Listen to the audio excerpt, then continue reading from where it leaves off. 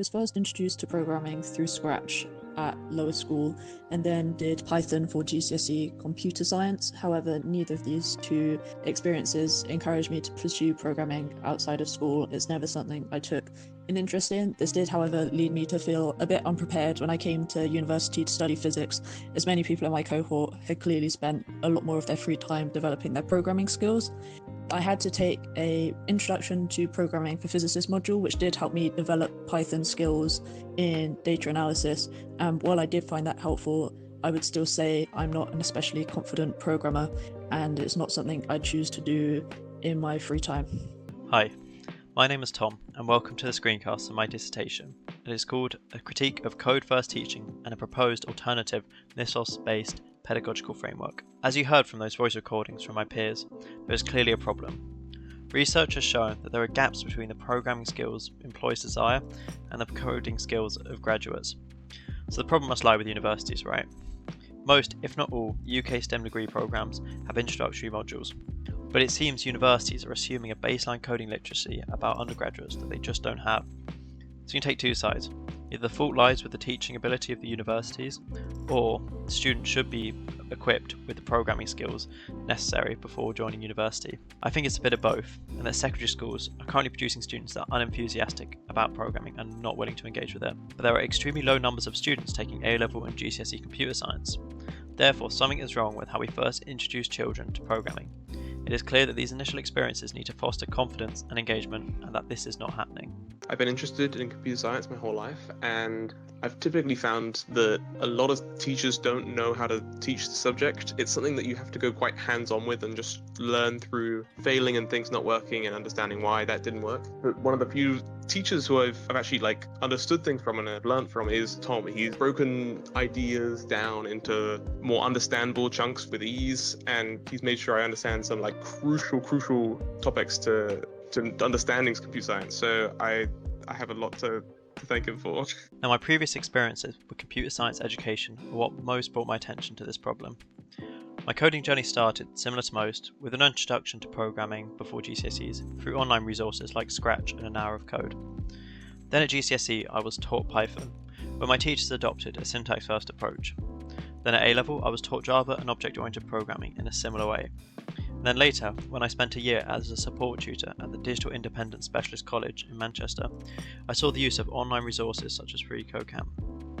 I detailed these experiences more in the methodology section of my dissertation, but in summary, I identified two key damaging practices. The first is the use of online resources such as Scratch and FreeCodeCamp, and in particular educators planning their lessons around students using these resources independently. The second is the use of syntax-first pedagogical approaches by educators when first introducing young children to programming. Equipped with these general ideas of why the education system is failing at teaching beginner programming, I then explored a wide range of research related to computer science pedagogy. There are three main takeaways. First was a confirmation of my notion that Scratch, and more generally block-based programming, was being used as a primary way of introducing programming in the UK. The next point I saw is research categorising pedagogical approaches into syntax-first and theory-first approaches, with syntax-first approaches usually taking a more project-first and just-in-time principles approach. These labels of syntax-first, just-in-time principles, project-first align with approaches that I found being used with poor results in my experience. Combined with the distinct lack of research into alternative approaches, this motivated my choice to focus on creating a pedagogical framework for a theory-first approach that has fostering student confidence at the heart of it. My first experience with programming was in primary school. It was through Scratch, I believe, and then did computer science in year 7 to year 9, so not for GCSE. I think that I didn't do it because I was just more interested in other things. I picked business over it, for example. And then, yes, I did encounter it at uni. In the second year, we did an intro to programming course as part of my physics course. And also in the first year, we had a module in the lab, which was about scientific computing and data analysis. That was very rushed, the way it was taught. I found it very hard as a beginner, and it was taught very quickly. The intro to programming course, which was a separate thing, it just ramped up very quickly. I think there was definitely a barrier to doing it as someone who hasn't really done that kind of thing before. So I think the uni course gave me a more negative impression of programming overall.